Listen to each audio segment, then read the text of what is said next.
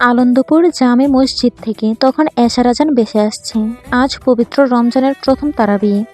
গ্রামের সাধারণ ধর্মপ্রাণ মানুষেরা মাথায় সাদা টুপি জড়িয়ে হাতে লন্ডনের মিটিমিটি আলো নিয়ে ধীরপায়ে মসজিদের দিকে অগ্রসর হচ্ছে। অন্যদিকে মাদিনী নদীর ঘাটে নিঝুম গা ছমছমে অন্ধকার। ঘাটে নোঙ্গর করে আছে হাওলাদারদের বিশালাকার দুটি মালবাহী কার্গো জাহাজ, দরিয়া কুসুম ও দরিয়া সাম্পান নামধারী এই দানবীয় নৌযান দুটি সওয়ার হয়েছে একদল বাউল, সঙ্গে তাদের হারমোনিয়াম, ঢোল আর খমক। দীর্ঘ যানপথের একঘেয়েমি কাটানোর জন্য এদের আনা হয়েছে। তাছাড়া সারা রাত উপরের পাটাতনে উচ্চস্বরে বাদ দিয়ে আর ফুর্তি চললে দূর থেকে একে কোনো বিত্তমান ব্যবসায়ীর প্রমোদ ভ্রমণ বা জাঁকজমকপূর্ণ বিয়ের আনন্দযাত্রা বলে ভ্রম সৃষ্টি হবে। কেউ সন্দেহ করবে না ভিতরে কি আছে। আমিরের কথা মতো রিদওয়ান নিজের অসুস্থ শরীর নিয়ে পাতালঘর থেকে মেয়েগুলোকে বের করে আনলো। তারপর জঙ্গলের পিছন দিয়ে দুটো ট্রলারের করে তাদের নির্দিষ্ট ঘাটে নিয়ে আসা হলো। এক প্রকার জোরপূর্বক ঠেলে ঢুকিয়ে দেওয়া হলো কার্গো অন্ধকার খোলে। খোলের গভীরে নির্মাণ করা হয়েছে এক গোপনীয় কুঠুরি। বড় বড় পাম অয়েলের ড্রাম দিয়ে এমন নিপুণভাবে কৃত্রিম দেয়াল তৈরি হয়েছে যে বাইরে থেকে গুণাক্ষরেও বোঝার উপায় নেই সেখানে কোনো কুঠুরি বা মানুষের অস্তিত্ব থাকতে পারে। ড্রামগুলোর ফাঁকে সূক্ষ্ম বায়ু ছিদ্র রাখা হয়েছে। আটককৃত 27 জন কিশোরী ও তরুণীর বয়স 16 থেকে 22-এর কোঠায়। এদের অধিকাংশকেই গার্মেন্টসের চাকরি কিংবা বিত্তমান পরিবারের গৃহকর্মের প্রলোভন দেখিয়ে সিলেট ও সুনামগঞ্জের প্রত্যন্ত গ্রামগুলো থেকে ফুসলিয়ে আনা হয়েছে। কুঠুরির ভিতরটা গুটগুটে অন্ধকার, ব্যবসা গরম আর কেরোসিনের উদ্গট গন্ধ। প্রতিটি মেয়ের হাতে পাটের রশি দিয়ে আলগা করে বাঁধা, মুখে গামছা গোছা। তাদের প্রাকৃতিক কাজের জন্য রাখা হয়েছে মাত্র দুটো মাটির বড় চারি, আর পেট পূজার জন্য পড়ে আছে কয়েক বালতি শুকনো চিরা ও গুড়। জাহাজ যখন ছাড়া হয় আমির তখন পাটাতনের উপরে দাঁড়িয়ে নিবিষ্ট মনে দাঁত দিয়ে নখ কাটছে। তার পরনে দামি সিল্কের পাঞ্জাবি, শরীর থেকে বিচ্ছুরিত উগ্র আতরের সুবাসে চারপাশের বাতাসে মম করছে। কিছুক্ষণ আগেই সে মজিদ হাওলাদারের সাথে পাশের গ্রামে সাধারণ মানুষদের কাতারে দাঁড়িয়ে মসজিদে নামাজ পড়ে এসেছে। গ্রামবাসীদের অভাব অভিযোগের ফিরিস্তি শুনেছে, আশ্বাস দিয়েছে দ্রুত সব দাবি পূরণের। পুরো হাওলাদার পরিবারেই জনসম্মুখে ছদ্মবেশী 7 জন হিসেবে নিজেদের তুলে ধরতে পারঙ্গম। আনন্দপুরের সব গ্রামে গেলেও আমির কৌশলে আটপাড়া এড়িয়ে গেছে। পদ্মজা জানে তার স্বামী চট্টগ্রামে যাচ্ছে। যদি কোনোভাবে পূর্ণা চিঠিতে তার আনন্দপুর আগমনের খবর ফাঁস করে দেয় তবে পদ্মজা সন্দেহ করবে, তার মিথ্যাচার প্রকাশ হয়ে যাবে। তাই ঝুঁকি না নিয়ে সে উদিকের ছায়াও মারায়নি। যদিও আম্মা রানী পূর্ণা, প্রেমা আর প্রান্তকে খুব দেখতে ইচ্ছে করছিল। দুটি জাহাজে মোট মোতায়েন করা হয়েছে 15 জন বিশ্বস্ত ও দুর্ধর্ষ দেহরক্ষী। তাদের পরনে সাধারণ লুঙ্গি আর হাফ হাতা শার্ট থাকলেও প্রত্যেকের কোমরে গোজা আছে রিভলভার এবং বস্তায় মোড়ানো আধুনিক আগ্নেয়াস্ত্র। সারেংগড়ের পাশে আমিরের জন্য বরাদ্দ করা হয়েছে বিশেষ কেবিন, যার মেঝেতে দামি জাজিমা আর দবদবে সাদা চাদর বিছানো। জাহাজ যখন কিশোরগঞ্জের আজমিরিগঞ্জ জল সীমা অতিক্রম করেছে, আমির তখন মাস্টার কেবিনের ছাদ সংলগ্ন খোলা অংশে আয়েশ করে শুয়ে আছে। পাঞ্জাবির বদলে সে এখন স্যান্ডো গেঞ্জি আর চেক লুঙ্গি পরিহিত। পিঠের নিচে একটি শীতল পাটি, তার তলায় পুরো জাজিম, মাথার নিচে দবদবে সাদা নরম বালিশ। পাশেই একটা ছোট কাঠের টেবিলের উপর রাখা পুরনো রেডিও। মাথার উপর বিশাল উন্মুক্ত আকাশ। আমির এক দৃষ্টিতে সেদিকে তাকিয়ে থাকলেও মাঝে মাঝে আর চোখে পাশের দরিয়া সাম্পানের দিকে নজর রাখছে। সেখানে তার অনুচরেরা বিড়ি ফুঁকছে আর রিদওয়ান খালি গায়ে পাটাতনের উপর অস্থিরভাবে পায়চারি করছে। আমির সজোরে চেঁচিয়ে উঠল, ওই শালা, খুলের খবর কি? মালগুলো জ্যান্ত আছে তো? উপাসের জাহাজ থেকে রিদওয়ান হাতের ইশারায় জবাব দিল, ঠিক আছে। হঠাৎ তার গা ঘেঁষে কেউ একজন শুয়ে পড়ল। আমির আকাশের যে নক্ষত্রপুঞ্জের দিকে তাকিয়েছিল, নবাগত ব্যক্তিটিও সেদিকেই দৃষ্টি নিবদ্ধ করল।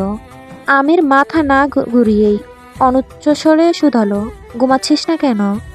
নবাব কিছুক্ষণ নীরব থেকে নিরাসক্ত গলায় বলল, এমনি। নবাব স্বভাবতই মৃদুভাষী এবং অন্তর্মুখী। আড্ডা কিংবা অনর্থক বাক্য ব্যয় তার স্বভাবে নেই। সে নিজের একাকিত্বের বলয়ে বন্দী থাকতেই স্বাচ্ছন্দ্য বোধ করে। তবে যখন নিঃসঙ্গতা তাকে চারদিক থেকে গ্রাস করে ফেলে, তখন ছায়ার মতো আমিরের আশেপাশে চুপচাপ বসে থাকে। আমির প্রশ্ন করলে তবেই সে উত্তর দেয়। আমির পুনরায় প্রশ্ন করলো, মায়ের কথা মনে পড়ে?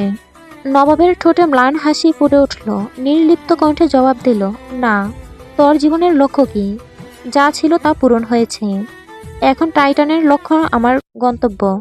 কথাটি বলতে বলতে নবাব আমিরের দিকে তাকালো। আমিরও দৃষ্টি বিনিময় করে সরাসরি জানতে চাইল, তোর কি আফসোস হয় নিজের বাপকে খুন করার জন্য?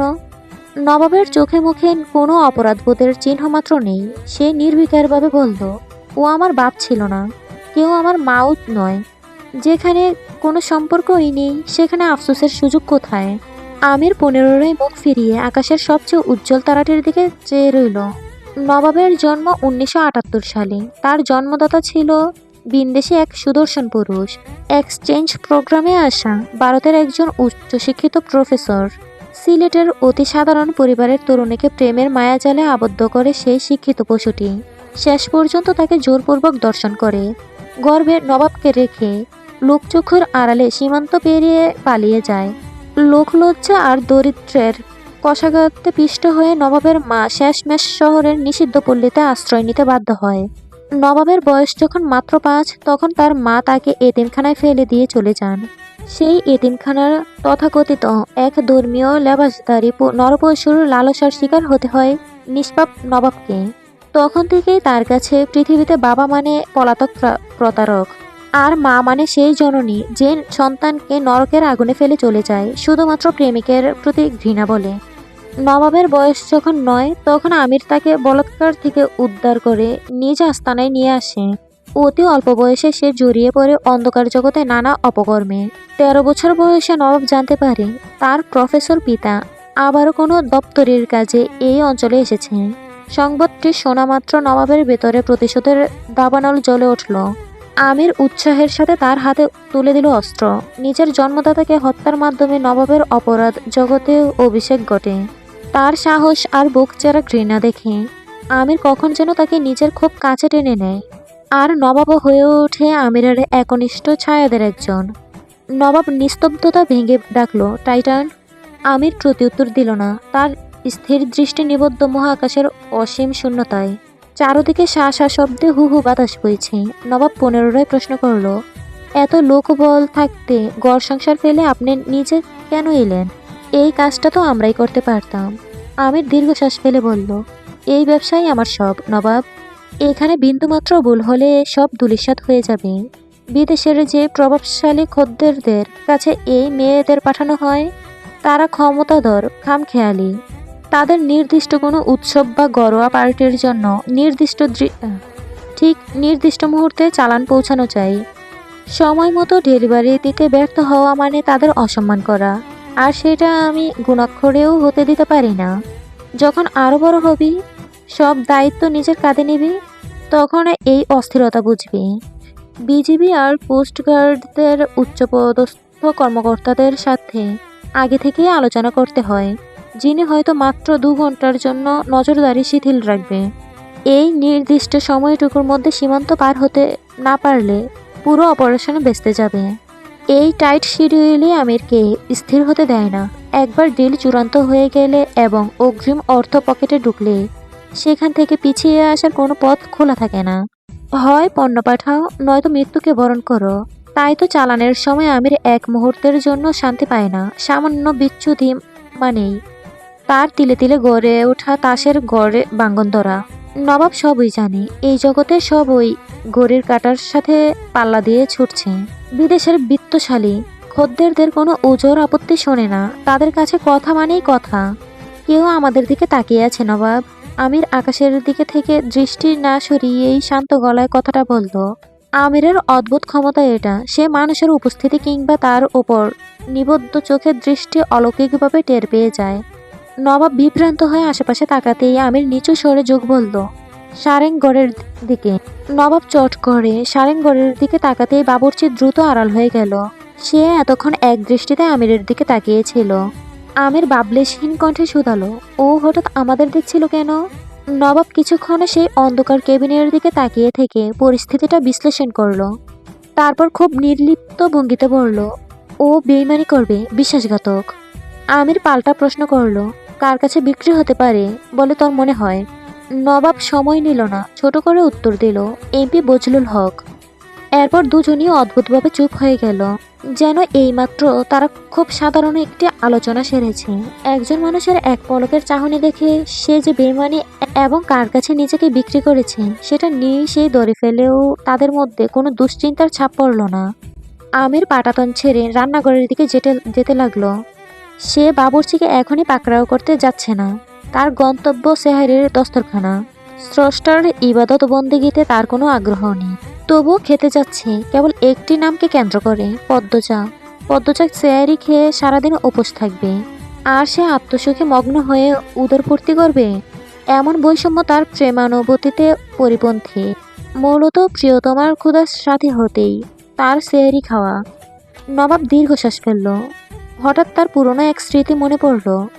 একবার এক ওয়াজ মাহফিলে অভিযান চালাতে গিয়ে এক বক্তার মুখে শুনেছিল, তুমি আল্লাহকে বাদ দিয়ে যাকে বা যাকেই সবচেয়ে বেশি ভালোবাসবে, আল্লাহ তাকেই তোমার কাছ থেকে আগে কেড়ে নেবেন।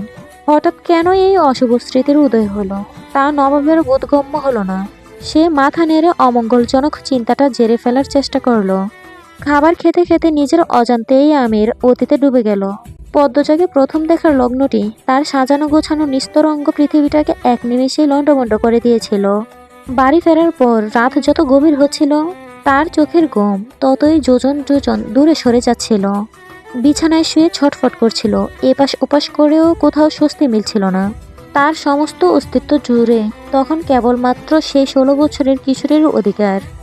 পদ্মজার ভীত মায়াবী চোখের চাহনিতে কি যে এক জাদু ছিল, তার দীর্ঘদিনের অর্জিত কাঠিন্য আর হিতাহিত জ্ঞানকে তছনছ করে দিয়েছিল। অস্থিরতা যখন সহ্যের সীমা ছাড়িয়ে গেল, তখন মাঝরাতে সে অনেকটা উন্মাদ প্রায় হয়ে বিছানা ছাড়ল। দ্রুত পায়ে মজিদ হাওলাদারের ঘরের সামনে গিয়ে উন্মাদের মতো দরজায় করাঘাত করতে শুরু করলো। আব্বা, আব্বা, দরজা খুলেন আব্বা। ভিতর থেকে ফারিনা বেগম আতঙ্কিত হয়ে হন্তদন্ত হয়ে বেরিয়ে এলেন। সামনে বিধ্বস্ত আলুথালু আমিরকে দেখে তিনি শিউরে উঠে ব্যস্ত হয়ে শুধালেন, কি হয়েছে বাবু? শরীরটা খারাপ লাগতেছে? আমির মাকে একপাশে সরিয়ে দিয়ে সোজা ঘরে ঢুকে মজিদ হাওলাদারের খাটের পাশে গিয়ে দাঁড়ালো। মজিদ হাওলাদার নাকে চশমাটা এঁটে বিমর বিস্ময়ে ছেলের দিকে তাকিয়ে রইলেন। আমির হুকুমের সরে বললেন, আব্বা, কালকের সালিশ আমি মানি না, কোনো বিচার আচার হবে না। আপনি যেভাবেই হোক পদ্মজাকে এই ঘরে নিয়ে আসার ব্যবস্থা করেন, আমি ওকে বিয়ে করতে চাই। মজিদ হাওলাদার কপালে বাজ ফেলে গম্ভীর স্বরে বললেন, তোর মাথা ঠিক আছে? সন্ধ্যায় গ্রামবাসী তোদের এক বাড়িতে হাতে নাতে ধরেছে, পুরো এলাকায় ছিচি পড়ে গেছে। আমি এই ইউনিয়নের চেয়ারম্যান, অথচ কলঙ্কটা খুদ আমার নিজের গড়েই এসে পড়েছে। তুই এই অবস্থায় বিয়ে করতে চাচ্ছিস? আমির উন্মাদের মতো বলে চলল, ঠিকই শুনেছেন, লোকে যার নিয়ে অপবাদ দিচ্ছে সেই কলঙ্কিনীকেই আমি সম্মানে এই ঘরের বউ করে তুলব। আপনি ব্যবস্থা করেন। ওরে দেখার পর থেকে আমার শরীরে আগুন জ্বলতেছে, আমি নির্ঘাত মরে যাব আব্বা। আমার ঠান্ডা কলিজায় আগুন লেগে গেছে। আম্মা, কিছু বলেন। ছেলের বিদ্বেষী রূপ দেখে ফারিনা বেগম ভরকে গেলেন। অস্ফুট স্বরে বলল, কস কি বাবু, সেরি তোর কত ছোড়। আচ্ছা, এইটা ব্যাপার না, লোকে কইব কি, ভাবব ঘটনা সত্য, এই জন্য তুই তড়িঘড়ি কইরা বিয়ে করে মুখ দেখতে চাইতেছস। আমির পাশের টেবিলের ওপর সজোরে একটা থাপ্পড় বসালো। বলল, কেলেঙ্কারি হলে হোক, সব উলটপালট হয়ে যাক, তাতে আমার কি? আমি কিচ্ছু জানি না, কিচ্ছু বুঝতে চাই না। আমার শুধু পদ্মজাকে চাই, এখনই চাই। মজিদ হাওলাদার এবার শাসনের সুরে দমক দিয়ে উঠলেন, মাঝরাতে ঘরের ভেতরে এসব কি তামাশা শুরু করছিস তুই? তামাশা না আব্বা, ওই মেয়ের দেখার পর থেকে আমার জান আর খাঁচার টিকতেছে না। ছেলের কথায় ফারিনা বেগম হতভম্ব হয়ে চেয়ে রইলেন। যে আমিরকে হাজার চেষ্টা করেও বিয়ের পিড়িতে বসানো যায়নি, সে আজ এমনভাবে আকুলি বিকুলি করছে যেন বহু জনমের প্রেম। হাঁপানি রোগের মতো তার শ্বাস প্রশ্বাস ওঠানামা করছে। বিস্ময় সামলে নিয়ে তিনি বললেন, আজ হাঞ্জে বেলা না দেখলে ওই শরীরে। তাতে কি হয়েছে আম্মা? আপনি কি আমার কথা বিশ্বাস করছেন না? ওরে সারা আমার দম আটকে আসতেছে। এই যে দেখেন, নিজের হাতটা আমার নাকের কাছে ধরেন, দেখেন আমার শ্বাস প্রশ্বাস স্বাভাবিক নাই। আপনারা কেন বুঝতেছেন না? ওরে আমার এই ঘরে চাই, আমার এই বুকের ভেতরে চাই। ওরে না পাওয়া পর্যন্ত আপনাদের ছেলে কিন্তু এক মুহূর্তের জন্য চোখ বুঝবে না। রাজি হয়ে যান আব্বা, দয়া করে রাজি হন। মজিদ হাওলাদার পাথরের মতো গম্ভীর গলায় বললেন, আগামীকালের সালিশে এর একটা বিহিত হবে। বিহিত মানে কি? ওরে অন্য কোথাও পার করে দেবেন, নাকি কোনো শাস্তি দিবেন? খবরদার আব্বা। আমির বিদ্যুৎ বেগে বাবার পায়ের কাছে এসে বসে পড়ল। আপনি সরাসরি বিয়ের প্রস্তাব পাঠান। কাল বিচারের আসরে ফয়সালা হবে যে পদ্মজা এই বাড়ির বউ হয়ে আসবে। আব্বা আম্মা, আপনারা কি চান আপনাদের এই জওয়ান ছেলেটা একটা মেয়ের জন্য রাস্তায় রাস্তায় পাগল হয়ে ঘুরুক? আমাকে তো চেনেন, আমি যা একবার মনে ধরি তা না পেলে কি ঘটাতে পারি। ভালোই ভালোই বলছি, রাজি হয়ে যান। ছেলের লাগামহীন উন্মাদনা, চোখের হিংস্র আকুতি দেখে মজিদ হাওলাদার ও ফারিনা বেগম নির্বাক হয়ে একে অপরের দিকে চাইলেন। এই তুফান থামানোর সাধ্য তাদের নেই। খাবার নাড়াচাড়া করতে করতে আমির আপন মনে হেসে ফেলল। তৃষ্ণায় সেদিন তার গলা শুকিয়ে কাঠ হয়ে গিয়েছিল। পরদিন সালিশের আসরে পদ্মজাকে একবার দেখার অপেক্ষায় পুরো রাত সে চোখের পাতা এক করতে পারেনি। কি অদ্ভুত পাগলামিই না তাকে আষ্টেপৃষ্টে জড়িয়ে ধরেছিল। ২৮ বছরের পুর খাওয়া পুরুষ আমিরকে সেদিন প্রথম প্রেমে পড়া কিশোরের মতো দেখাচ্ছিল। বিয়ের তারিখ পাকাপাকি হওয়ার পর আমিরের অস্থিরতা কমার বদলে যেন কয়েকগুণ বেড়ে গেল।